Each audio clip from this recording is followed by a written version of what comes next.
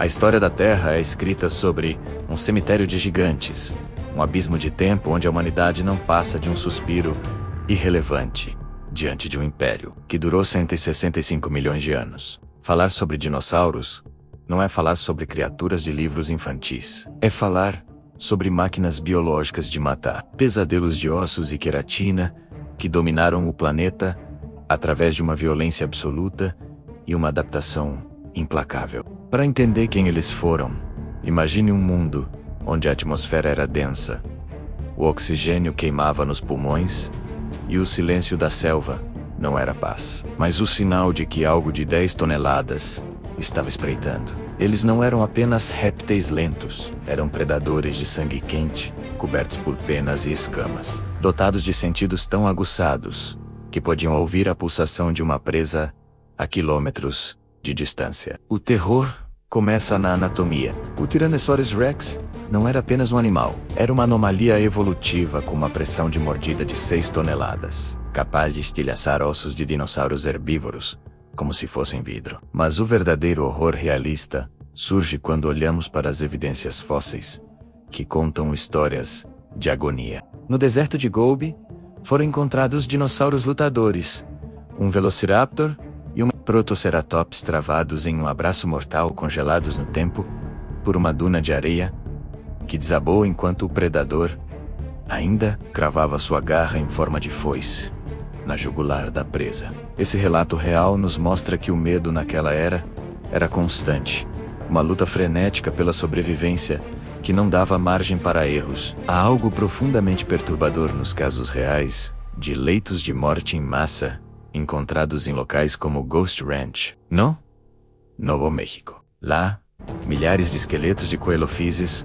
foram encontrados amontoados, indicando que uma seca extrema ou uma inundação repentina os forçou a um desespero tal que recorreram ao canibalismo antes de sucumbirem. Imaginar esses predadores ágeis, com dentes como serras, devorando uns aos outros em um poço de lama lamacenta enquanto o céu escurecia, traz uma dimensão de horror biológico que nenhum filme consegue replicar. O suspense aumenta quando analisamos o Spinosaurus, o maior predador carnívoro que já caminhou e nadou menos neste planeta. Com uma vela dorsal imensa e um focinho de crocodilo, ele patrulhava os rios do norte da África. Relatos de escavações no Marrocos revelam dentes de espinossauros cravados em vértebras de outros grandes carnívoros, sugerindo batalhas territoriais que faziam a terra tremer. O som que essas criaturas emitiam não era o rugido cinematográfico que conhecemos, mas sim uma vibração de baixa frequência.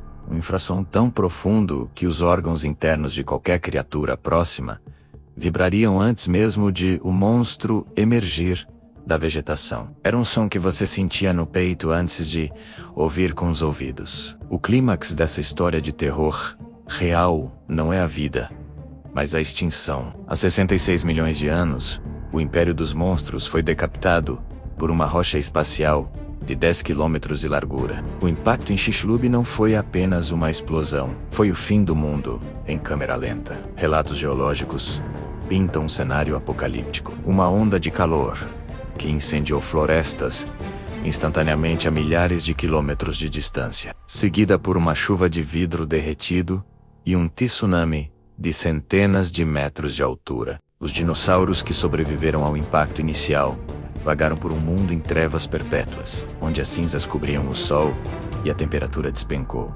transformando o paraíso tropical em um necrotério global. O verdadeiro horror de quem eles foram reside no fato de que, apesar de sua força e majestade, o planeta simplesmente decidiu que o tempo deles havia acabado. Eles foram os reis de um mundo de pesadelo.